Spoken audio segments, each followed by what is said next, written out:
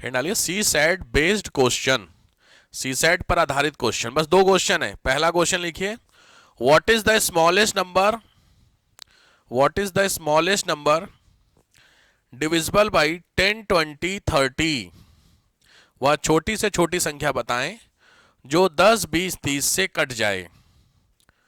What is the smallest number which is divisible by 10, 20, 30। वह छोटी से छोटी संख्या। तो आपको पकड़ना क्या है पता है? स्मॉलेस्ट नंबर बस पकड़ना है। जिस क्वेश्चन में स्मॉलेस्ट नंबर आ जाए वहां पे क्या निकलेगा? एलसीएम, क्योंकि एल लीस्ट होता है ना। तो आपको बस क्या है, स्मॉलेस्ट नंबर पकड़ा, 10, 20, 30 पकड़ा, क्या निकाल देना? आंसर। तो 10, 20, 30 का एलसीएम निकालना है, निकल जाएगा। किसी को दिक्कत? क्या होगा 10, 20, 30 का? 60। बहुत हल्का क्वेश्चन हो गया सर, ये तो आपने कई बार करा दिया। ठीक बात है। ये टाइप 1 समझ में आ गया सबको? किसी को इश्यू नहीं? टाइप 2 आओ। टाइप 2 स्टेटमेंट सेम लिखो। What is the smallest number divisible by 10, 20, 30। Same statement Hindi English में। पहला तो सेम ही रहेगा स्टेटमेंट, फिर आगे चेंज होगा। Divisible by 10, 20, 30 in each condition, हर दशा में, बट इन ईच कंडीशन, लेकिन हर दशा में, वी गॉट 5 एज रिमाइंडर, लेकिन हर दशा में 5 शेष बचे। स्टेटमेंट क्लियर हुआ? माने जो आपका आंसर आएगा जब आप डिवाइड करेंगे तो आपको हर सिचुएशन में 5 मिलना चाहिए। पहले वाला समझ में आया? पहला तो हल्का था, एलसीएम निकल गया। दूसरे वाले में आपको कुछ नहीं करना है। इसमें जब भी बहुत ध्यान से आपको रिमाइंडर, कितना बचे रिमाइंडर? 5 हमेशा क्या बचे? तो लॉजिक बात है, ध्यान से। इसमें सबसे पहली स्टेप पे निकालेंगे एलसीएम, और दूसरी स्टेप में वो जो एलसीएम आया है उसमें से जो रिमाइंडर आपको दिया हुआ है क्वेश्चन में, उस रिमाइंडर को माइनस कर दीजिएगा, बस वो आपका आंसर होगा। अभी समझिए फिर नोट कीजिएगा। इसका जो भी आंसर होगा एक्स, वो आपका क्या हो जाएगा? आंसर हो जाएगा। कराते हैं चेक, ध्यान से बंद कीजिए, देखिए ध्यान से इधर करते हैं। सबसे पहले था 10, 20 और 30, यही तो था। आंसर क्या था? 60। पहली स्टेप में क्या एलसीएम आया? 60। और दूसरी स्टेप में 60 में से आपको 5 माइनस करना था, तो क्या आया? 55। अब जी देखिए, 6 को और समझना था। 5 जोड़ेंगे कि ऐड करें, वो माइनस करेंगे इसमें? कोई बात नहीं। अब यहां पे क्वेश्चन आया सर माइनस करेंगे या प्लस भी कर सकते हैं? चलिए बताइए। एक्चुअली एक और टाइप का क्वेश्चन बनता है, कॉमन रिमाइंडर उसमें दिया होगा। जैसे इस वाले क्वेश्चन में कॉमन रिमाइंडर गिवन है, इसमें कॉमन रिमाइंडर गिवन है। अगले वाले में जो टाइप होता है उसमें कॉमन रिमाइंडर आपको क्या करना होता है? निकालना पड़ता है। ठीक है, बट आपका स्टैंडर्ड नहीं है। इसमें आप क्या करेंगे? ऐड करेंगे। अब बताइए क्यों करेंगे, मैं आपको दोनों दिखा देता हूं। देखो, एक आया 60, एक बार आप माइनस करके देखो और एक बार आप क्या करके देखो? ऐड करके देखो। ध्यान से समझना, कंडीशन क्या कह रहा है? In every situation we got 5 as reminder, यही तो दे रहा है। हर दशा में 5 बचे ना। चलो 55 को पहले 10 से काटो, तो 10 का 50 गया, तो 5 रिमाइंडर बच गया। ये चीज समझ में आ गई सबको? 10 से 50 गया। फिर अगला क्या नंबर था? 20। 20 से जब आप 55 में करोगे तो कितना बचा? 20 को 55 में डिवाइड करेंगे 55 में, तो 21 जा 20, 22 जा 40, तो 23 जा तो 60 चला गया। तो लॉजिक है 22 जा पे हम रुकेंगे, तो 2 जा पे रुके तो 55 में से कितना? 40 माइनस करेंगे तो कितना बचा? 15 ना। तो यहां रिमाइंडर क्या आ गया? जो कि कंडीशन अप्लाई नहीं हो पाई ना। बोला गया हर सिचुएशन में 5 रिमाइंडर बचे, यहां रिमाइंडर 15 बच गया। तो अब आते हैं 65 पे। चेक करो, 65 है, इसको 10 से डिवाइड करो तो 10 इंटू 6 करेंगे तो क्या बचा? 5 बचा। फिर क्या था? 20 इंटू 3 करेंगे तो भी क्या बचा? 5 बचा। और तीसरा क्या था? 30 इंटू 2 करेंगे तो भी क्या बचा? 5। तो हर सिचुएशन में 5 बच रहा कि नहीं बच रहा? तो लॉजिक अब आया समझ में? इसका मतलब जब कॉमन रिमाइंडर दिया हुआ है तो आपको उस एलसीएम में उस कॉमन रिमाइंडर को जोड़ लीजिए। छुट्टी। माइनस वाला थर्ड हो तो छोड़ दीजिए। यहां तक समझ में आया? तो ये ट्रिक नोट कीजिए। First step 1, calculate the LCM, LCM निकालें। Step 2, LCM plus given remainder, given remainder, जो बचा हुआ रिमाइंडर उसको निकाल दो, मतलब जोड़ दीजिए। तो जो भी आंसर आएगा that will be your answer. हो जाएगा। हल्का क्वेश्चन है। वैसे टाइप तो बहुत बनते हैं, इसको मत सोचना कि एलसीएम इतना ही है, एलसीएम और मैथ अलग है। बट मैंने बोला ना, आप केवल उतना खाओ, कुल मिला के 15 क्वेश्चन आपके आएंगे मैथ में, सी सेट में, हमारा मेन फोकस तो इसी पर है। तो सी सेट में इन 15 क्वेश्चन में से आप इतना तैयार हो जाओ कि 7 से 8 9 क्वेश्चन आप कर लो, बस इतना आप कर लोगे, परेशान नहीं होएगा। इससे ज्यादा के चक्कर में पढ़ना नहीं, और इससे ज्यादा ऐसा नहीं कि हम बाकी क्यों नहीं कर रहे, करने में तो बहुत कुछ है, ठीक है। लेकिन वही वाली बात है, मैथ आप में से कितने लोग हैं जिनका इंटरेस्ट है, बात खत्म हो गई। मैथ हमारा बस चले तो हम शिक्षा व्यवस्था से हटा दें, नहीं कोई है एजुकेशन मिनिस्टर बनेंगे सबसे पहले मैथ हटाएंगे, बाकी कोई हो ना हो, ठीक बात है। बट बहुत सारे लोग होते हैं जहां मैथ जरूरी हो जाती है। इसीलिए सी सेट में जब मैथ लाई गई थी, लॉन्च की गई थी, मतलब सी सेट आया था, तो उस साल सी सेट क्वालिफाइंग नहीं रखा गया था, उस साल सी सेट के नंबर जुड़ते थे। तो सबसे बड़ी दिक्कत यह हुई थी कि उस साल जितने भी एसएससी वाले बच्चे थे जो मैथ्स की तैयारी करते हैं, उन लोगों ने भी सी सेट दे दिया था। अब समस्या बस ये हुई, उस साल बहुत बुरा बैच गया था, 2015 के बैच की बात बता रहा हूं मैं। देखो ध्यान से, 100 क्वेश्चन होते हैं 2 मार्क्स ईच, ये होता है 200 नंबर का आपका GS1, और जो सी सेट होता था वो 80 नंबर का होता था, 2.25 मार्क्स का, तभी तो 200 नंबर बैठेंगे हिसाब में, इस हिसाब से ये 200 नंबर का था।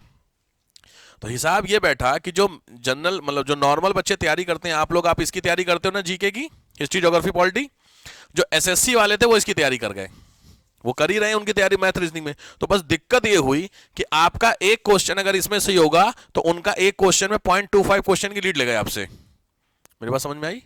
अब दिक्कत, आप तो एक तो वैसे भी आपकी मैथ नहीं तैयार है, समस्या समझो। तो आपने इसमें से टोटल क्वेश्चन कितने किए, मान लीजिए 40 आपने सही किए, अप्रोक्सीमेट 40 से 50 कट ऑफ जाती है, ठीक है। और इसमें से आपने नहीं कर पाए, 20 ही सही कर पाए, क्योंकि आपकी मैथ रीजनिंग तैयार नहीं है ना। लेकिन जो एसएससी वाले थे उन्होंने इसमें से 30 ही सही किए, और इधर साइड में 60 के आसपास सही कर दिए। ऐसा किया था उस साल, हुआ था, क्योंकि उनकी मैथ रीजनिंग तैयार होती ना।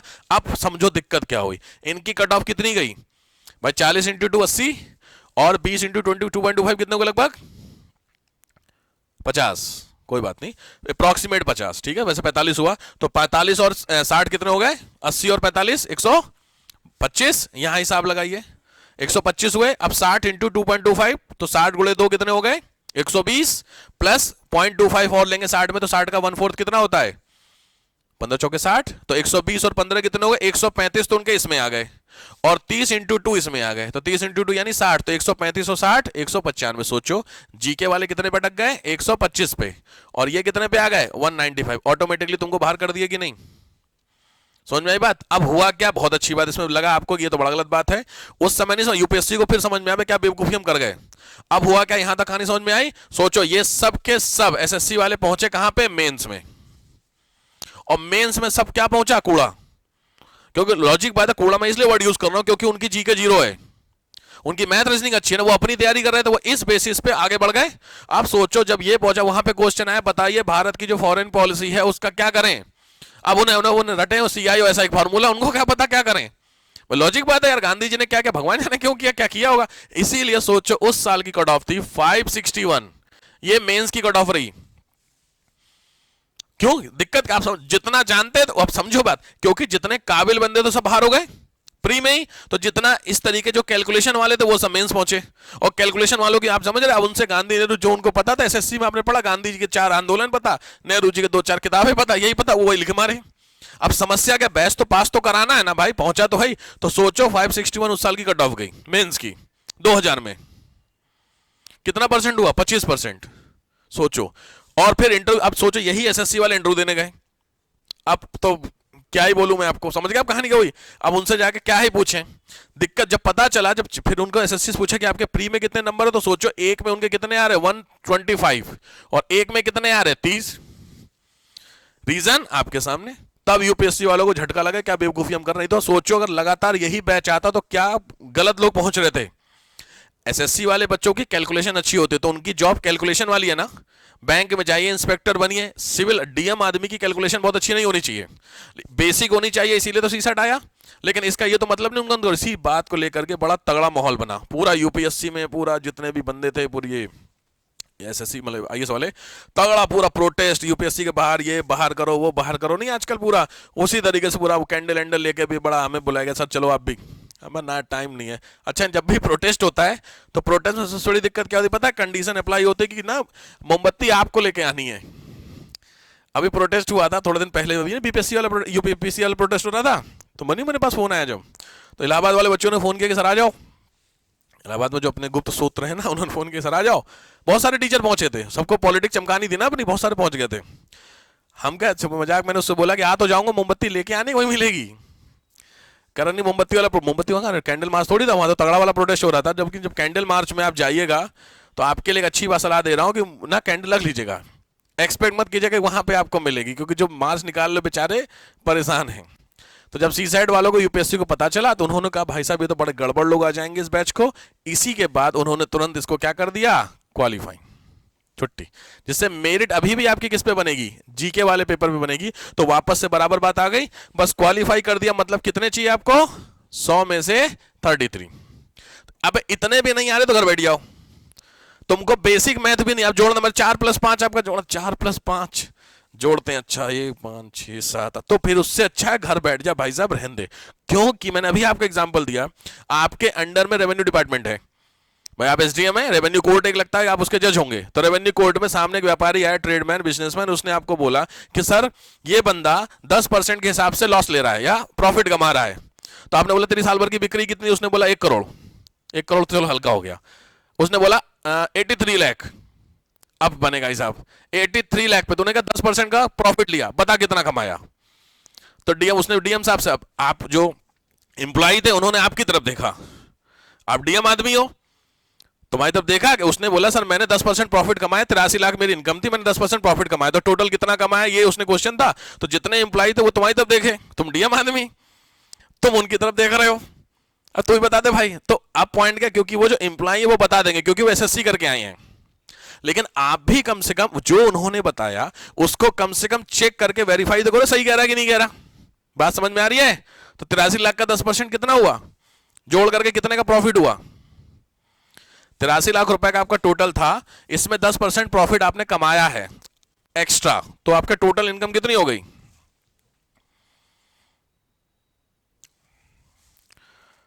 आराम से रुका हूं कोई दिक्कत नहीं, 83 लाख रुपए आपकी इनकम थी, उसमें 10% आपने कमा लिया, तो टोटल आपने कितना जोड़ा, आराम से कोई दिक्कत नहीं, इसीलिए क्वालिफाइंग किया गया है। अब आ रहा समझ में, सी साइड का रीजन आया कि क्यों भैया, इसीलिए क्योंकि उनको पता बड़ी गड़बड़ हो जाएगी कहानी। बहुत सारे बच्चे इसको जस्टिफाई करते हैं, सर हमें मैथ थोड़ी सीखनी है, बिल्कुल सही बात है बेटा, लेकिन कम से कम अगर ये फंस गया तब तो आप तो बेइज्जती करा दोगे डिस्ट्रिक्ट की, कैसे यूपीएससी का प्रोडक्ट निकल के आ गए।